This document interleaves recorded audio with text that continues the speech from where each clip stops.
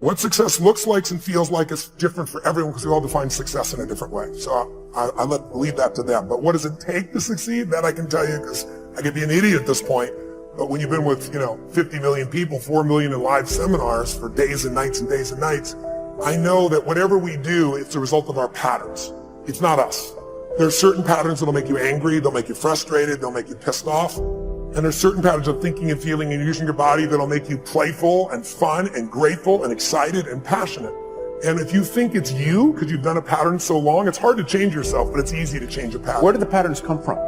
We learn them through our conditioning. When you're first born, you can do anything in your life. You can, scream, yell, go to the bathroom in your pants. Try that when you're 30, see if it works, right?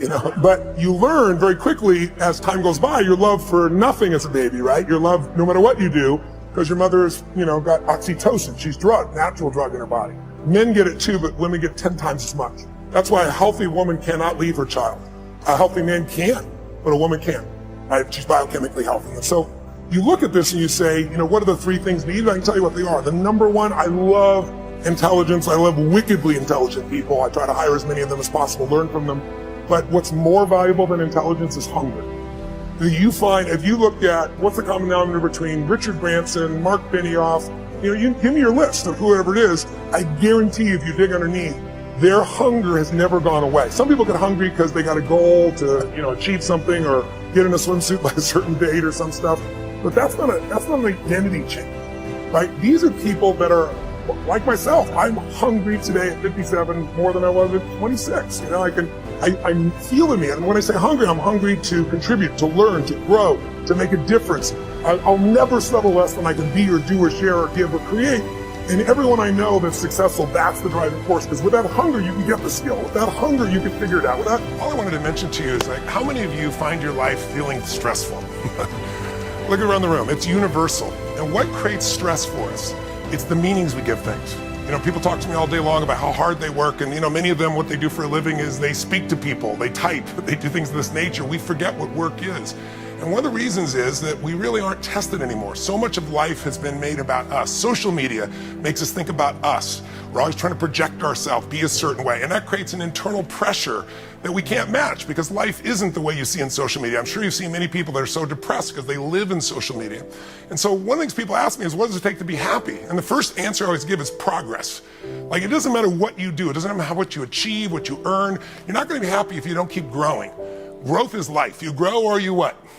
You die, right? But on the other side, we grow so we have something to give. And what most of us don't realize is in this world that's constantly trying to think about ourselves is what makes people feel alive is having a meaning beyond yourself. I don't just mean happiness. Happiness can come and go. Happiness, is kind of in the mind. Pleasure is in the body. Joy is in the spirit. And when your spirit is aligned, that's because you're doing something beyond yourself. You have a meaning. Martin Luther King used to say, a man or a woman who doesn't have something they're willing to die for isn't fit to live. It's pretty strong words. But maybe as a minimum, we need something that we see as more than ourselves. Fulfillment is really unique.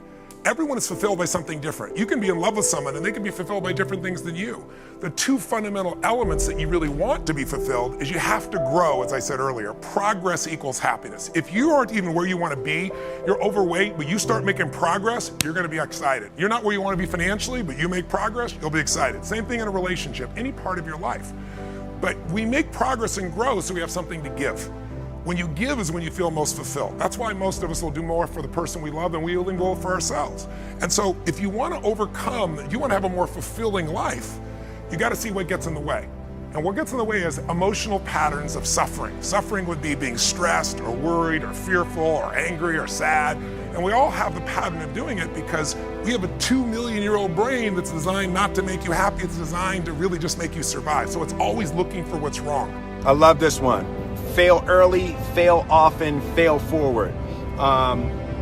It's always a little bit frustrating to me when people have a negative relationship with failure.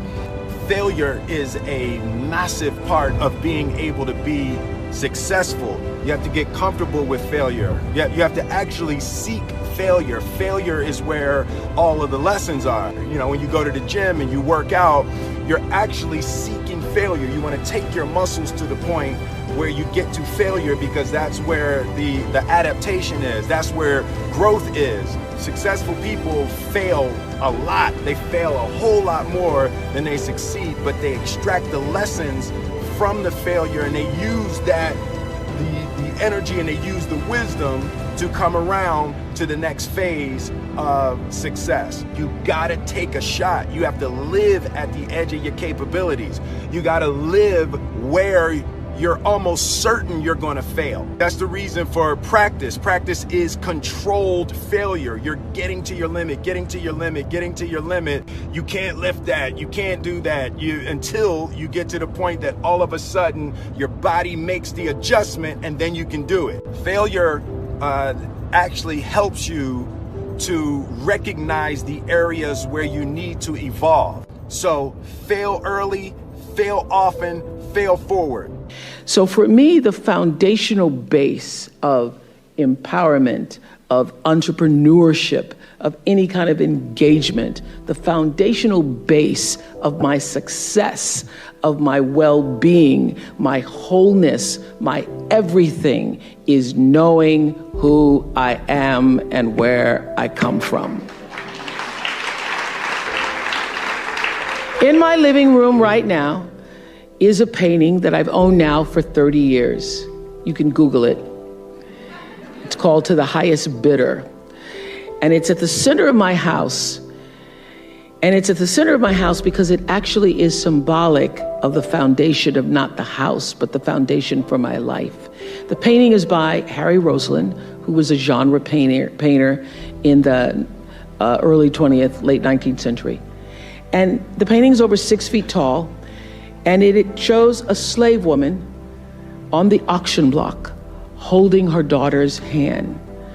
And I cannot come in the door, my front door, or I cannot leave without passing that painting. I am reminded of where I come from every day of my life, and I am reminded because I never want to forget it.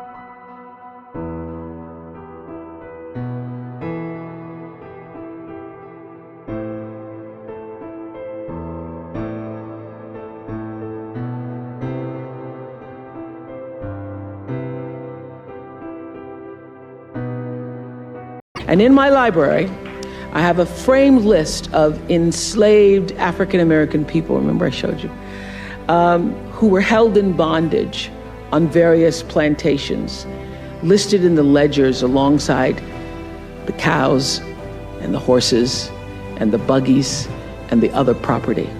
And I pass this list every day. And often I stop in front of it and just speak their names out loud and their ages. Jonas, 11 years old, $500. Sarah, 41 years old, $900. Elizabeth, 57, $800. And I force myself to consider the absurdity and the obscenity of prices being affixed to each one should they be placed up for sale. And I sometimes just pause before them with a prayer, particularly before I have to make a big decision about one of my companies or whether I move forward or whether I stay still. It reminds me, speaking those names out loud, not only of where I've come from, but how far I have to go because of them. And it reminds me that I am never alone. It reminds me of what I've come through to get through. I coined a word which I call the culturescape.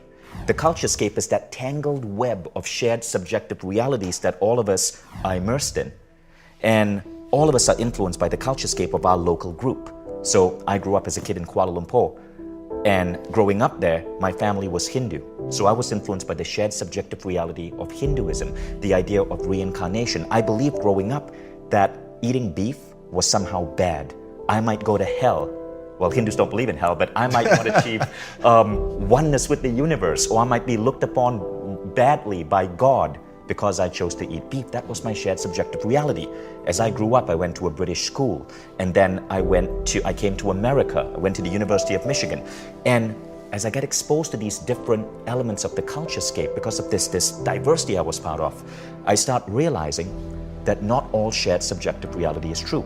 So I realized that, my belief that eating beef is bad was just that. It's a belief. It's neither true nor false. So what I write about in my book is how to study the culturescape, the shared subjective realities we are living in, and identify what rules help you and what rules are really rules or bullshit rules. Rules that hold you back from truly living your most extraordinary life. So let me give you an example of a bullshit rule, right? So growing up in an Indian family, there's a lot of pressure to be successful. So if you have Indian friends, they'll probably say this as well, especially Indians who are immigrants like me who live outside India, that your family pushes you to be a lawyer, a doctor, or an engineer. And if you're not any of that, you're a family embarrassment. So Indian kids grow up to be lawyers, doctors, engineers, or family failures. So in my case, I loved art. I wanted to study art. I love performing art. I loved getting on stage and acting. I loved photography. But when I went to school, I viewed artists, the idea of me being an artist, as disappointing my family, as the opposite of success. So I signed up for computer engineering classes. I studied hard, went through all of these boring as hell classes that I had no interest in at the University of Michigan, so that 5 years later, I could get a job at Microsoft. And now, boom, I was it. I was working for Bill Gates. I was at Microsoft. My family, they had saved up over $100 grand for this college education. And now I was a software guy at Microsoft.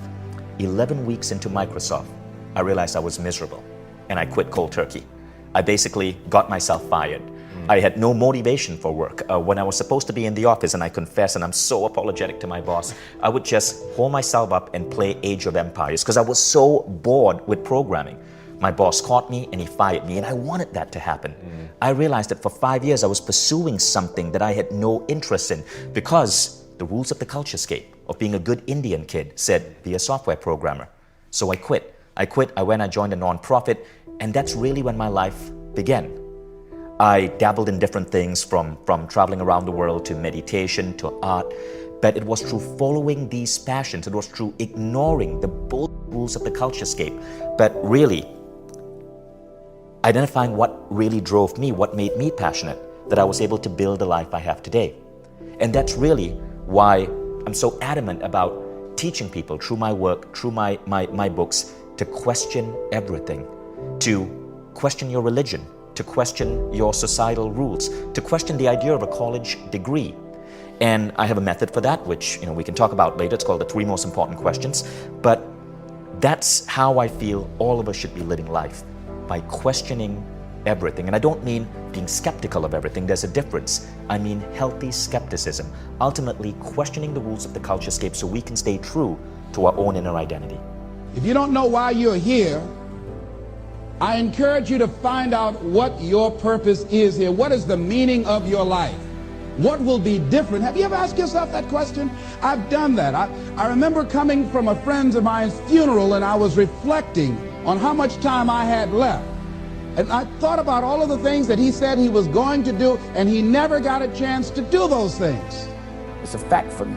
So I continue to do that. I know that anything I can imagine, I can make happen. So I am really careful about how small my thoughts are, because I don't feel like wasting time. Your brain is the most powerful weapon in the world.